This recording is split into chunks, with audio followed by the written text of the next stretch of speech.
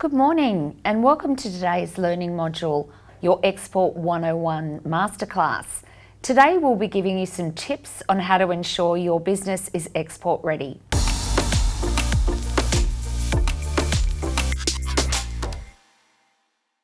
My name's Diane Brown and I'm a Chartered Accountant and Business Advisor with SRJ Walker Whalen.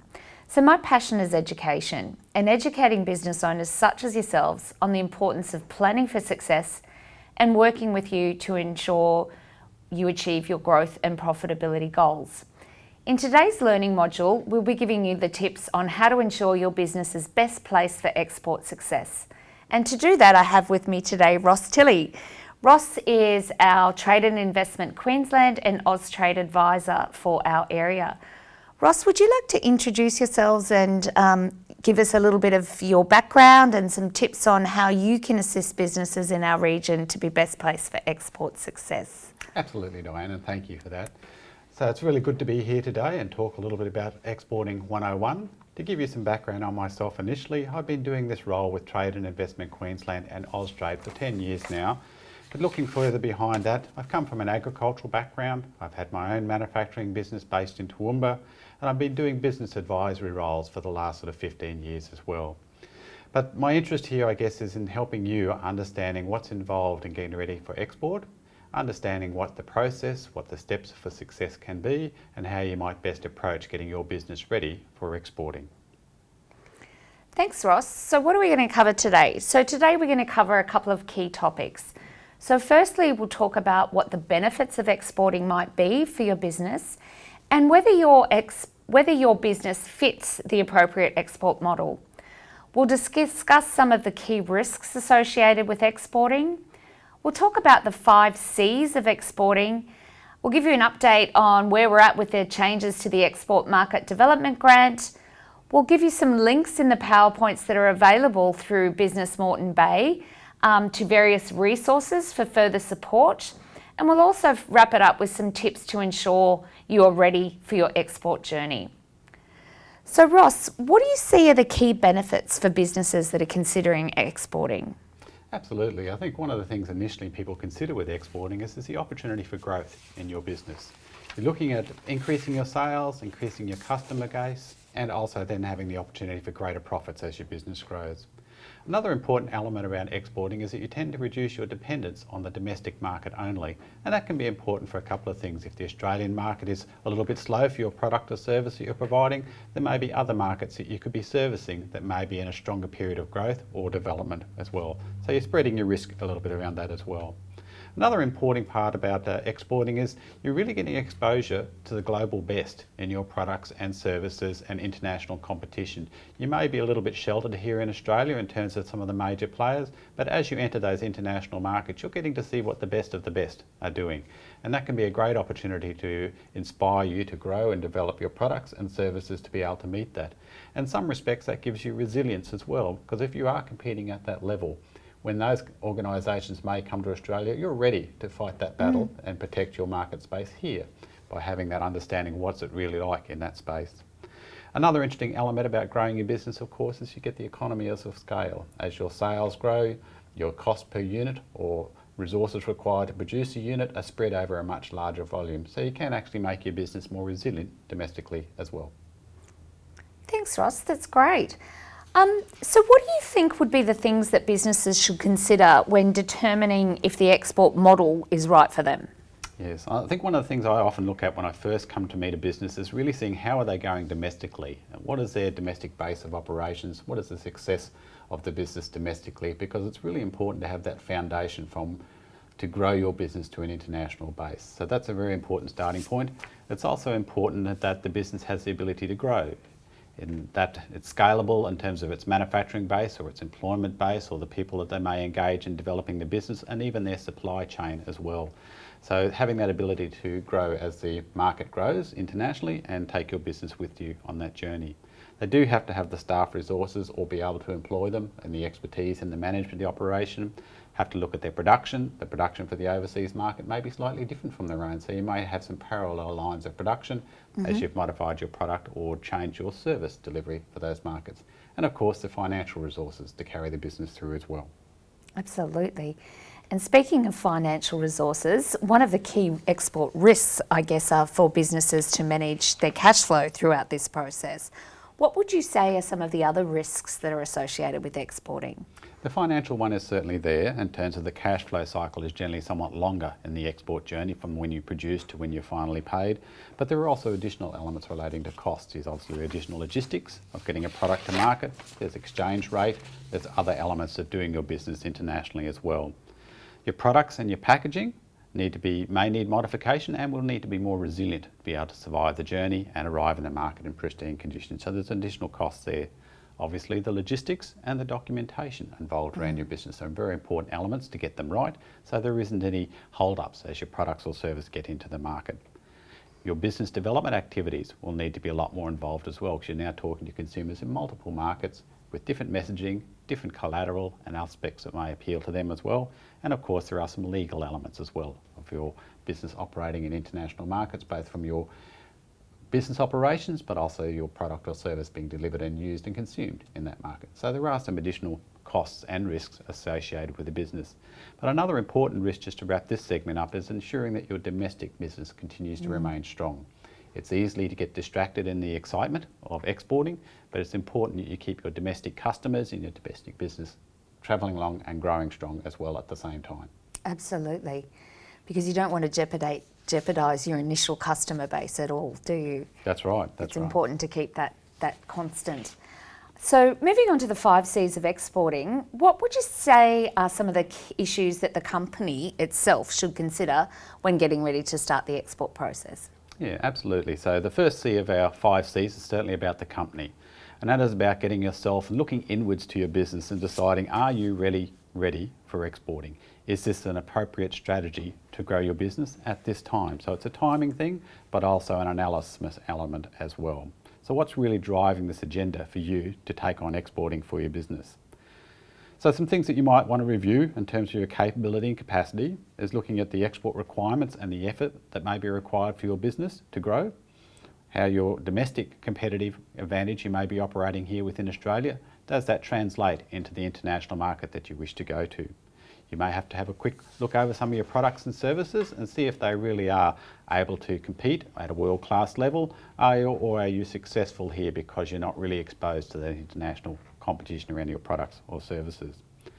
Your approach to international markets may be quite different in terms of how you take your message about your product or service to the consumers in that market, how they like to receive that information, how they interpret the information through a translation process or customising, or what we call localising to that particular market.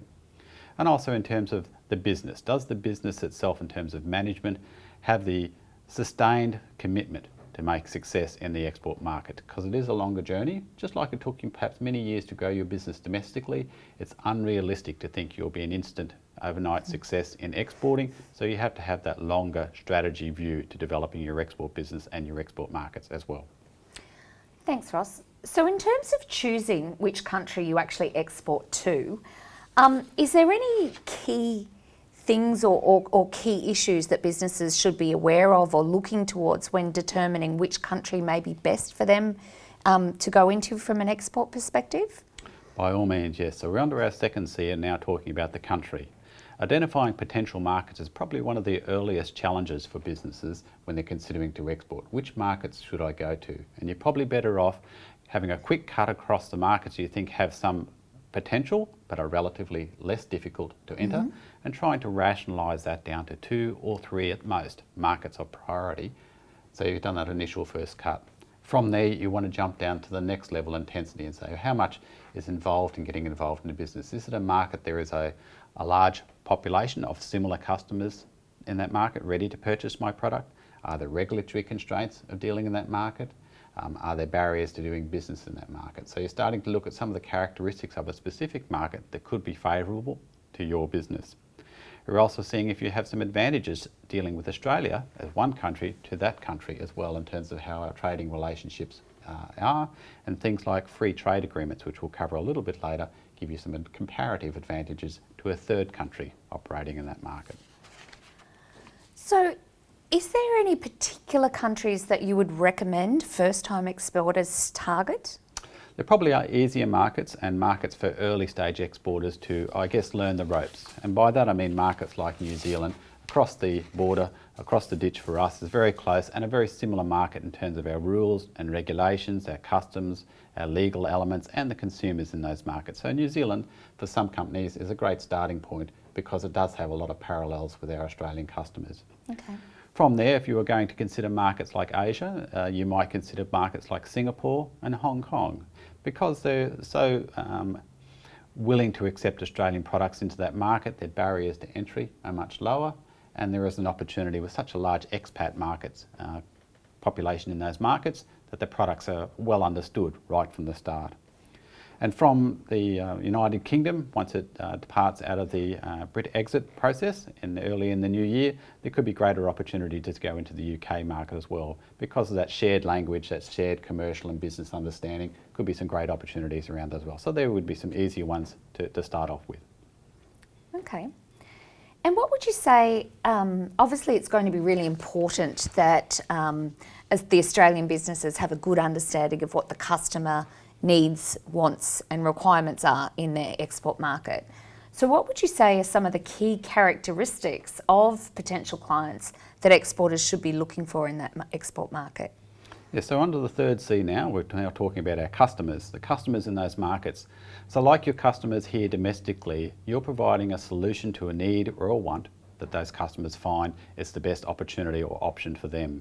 So when you're looking at these customers in the markets that you've now narrowed it down to 2 or 3, you're looking for customers that are somewhat similar to what you have perhaps servicing here in Australia, and trying to find if that group is represented in that market and do they have a similar need or problem or a solution that they require to what they're currently doing. You know, they're getting along just fine without your product currently, so you have to change their behaviour, their purchasing activity for them to be interested in your product. So you're looking for what are the same sort of issues or opportunities in those markets. When you're looking at these customers, I'd encourage you to look beyond the high level. So we talk quite often of very large markets of the China or America, huge populations. You think that's got to be a great market for me, but you need to go below that and find those similar customers that have the similar demographic or the similar issue that perhaps you're servicing here in Australia, or they have another niche opportunity in those markets. Looking for those early adopters who maybe are willing to take up your product, become brand ambassadors for you in that market as well. And I imagine it would be really important to engage experts in this area early. Is there any particular advice you could give first-time exporters in particular to ensure that they're best placed for export success in that area?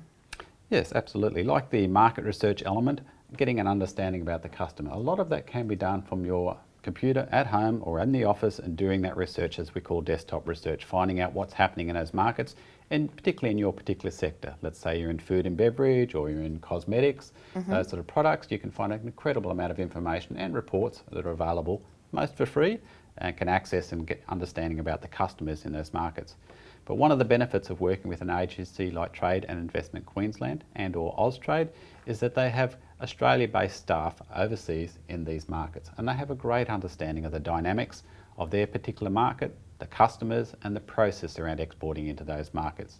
Also, depending on how you're entering those markets, you may have agents or distributors that you're looking to set up in those markets, and they of course understand their market very well, and they understand their customer needs and what appeals to customers in that particular market.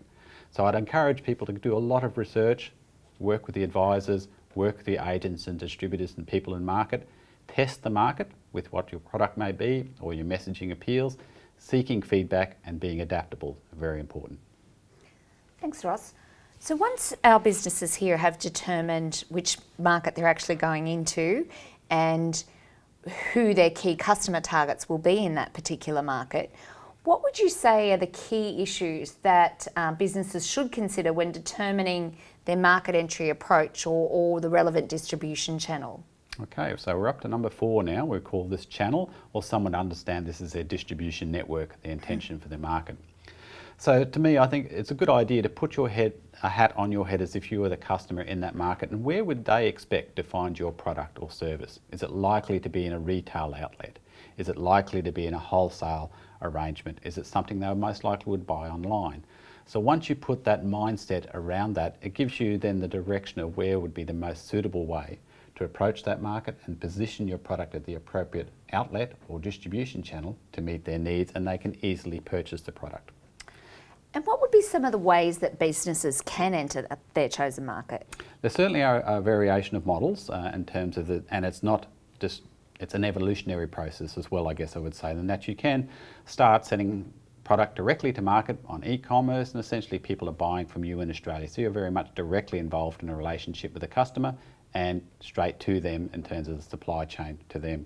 You may choose to be in a more indirect model where you're selling to an importer, a wholesaler, subsequently to a retailer, and represented in a normal channel in that market, and the consumer has very little understanding who is the original exporter and certainly no relationship with you as a business. So quite distant from the actual start of the process.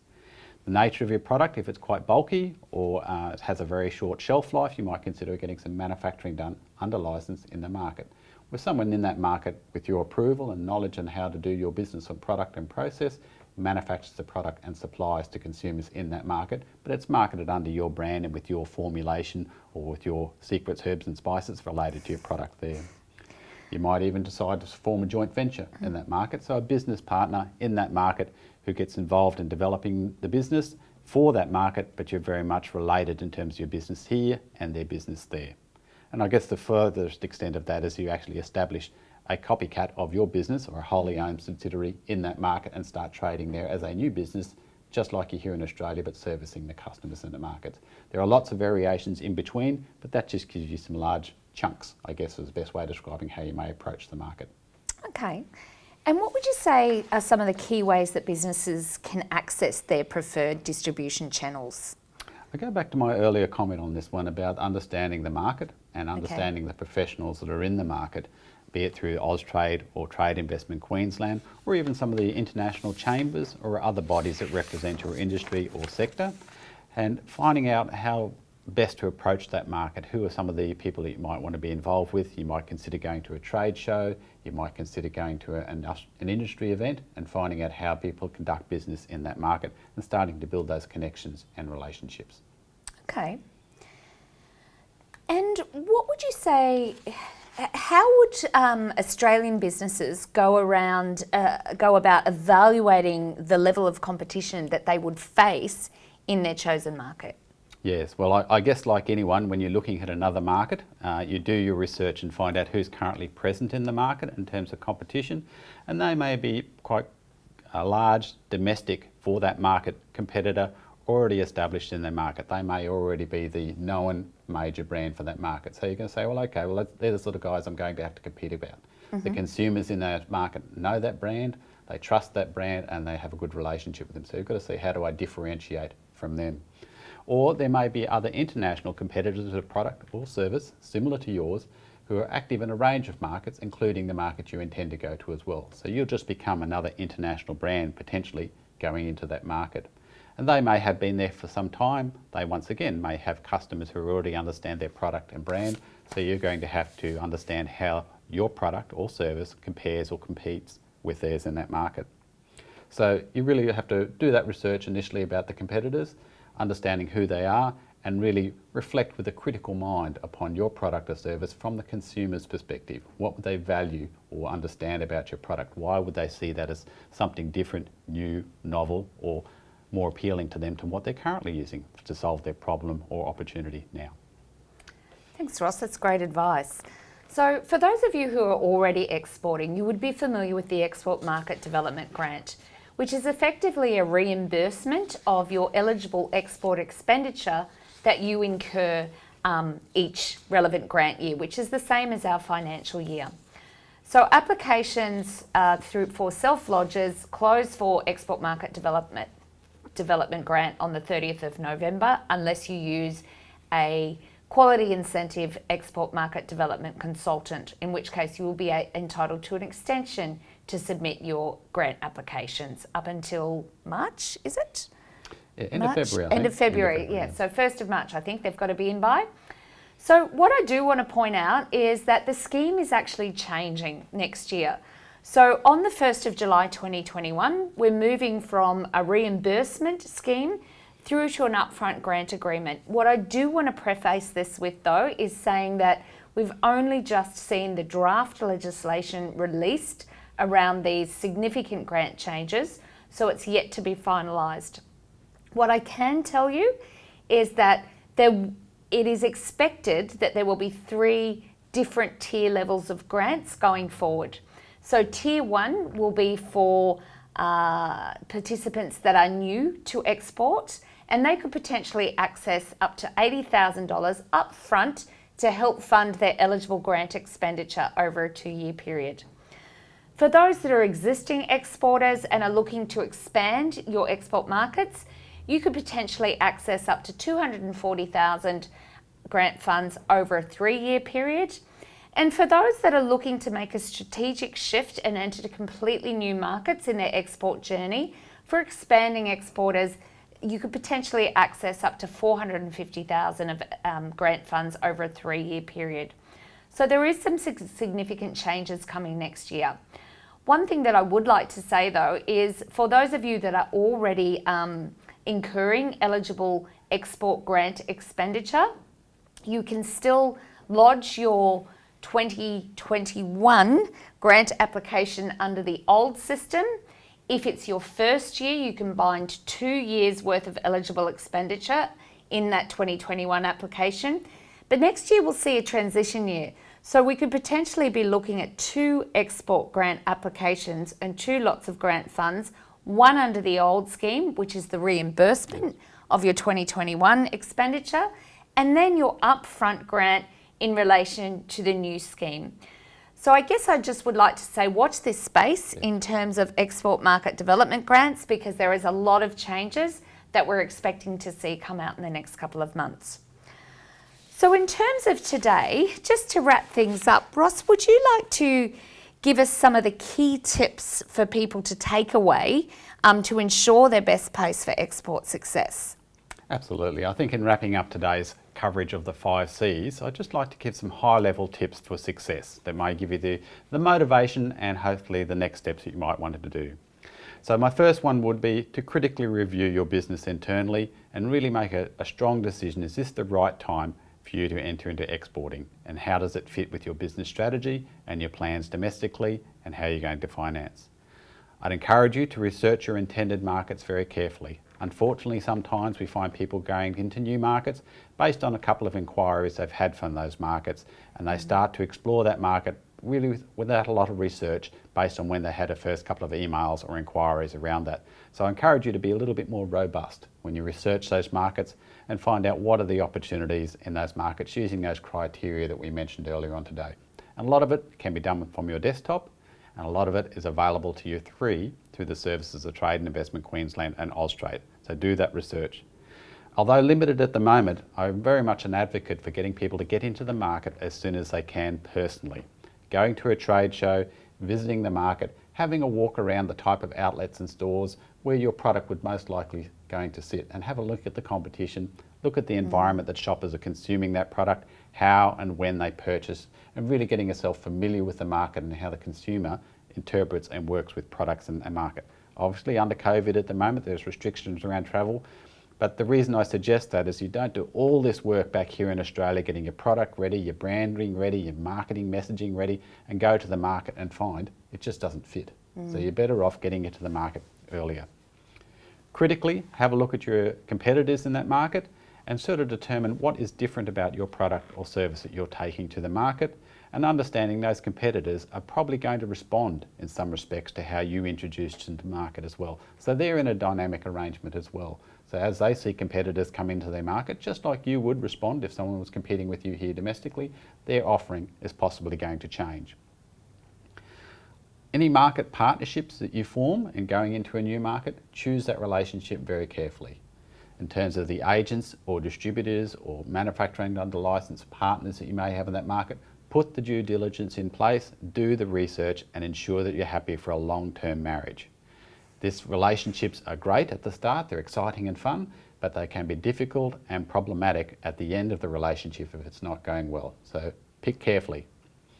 Manage your exposure to the risks of your business domestically. It's great to be looking at exporting, but just don't stretch the resources or disappoint the customers that you have domestically in your business. Make sure you can still sustain your domestic operations and you manage your exposure to international exporting. It doesn't always go to plan, and you don't want to put your business at risk due to lack of planning or just not managing unforeseen risks that could come across your business.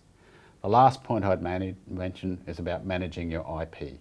The special things relating to your brand, your products or your design, make sure you seek protection by registering that intellectual property appropriately in that market before you go into that market, and understand you have protection around and need to be able to enforce that protection if the need arises in that market, because you don't really want to create another competitor for yourself with a Me Too copy of your product. Absolutely. So get on top of that IP. Thank you, Ross. Great advice to sum everything up today.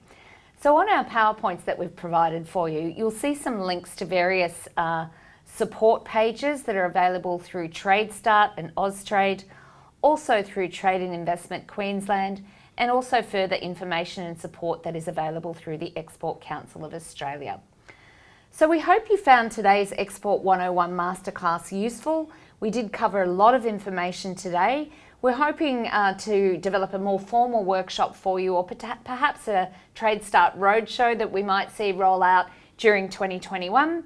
However, in the meantime, if you have any questions or would like further information in relation to your export journey, please don't hesitate to contact myself or Ross Tilley from Austrade and TIQ.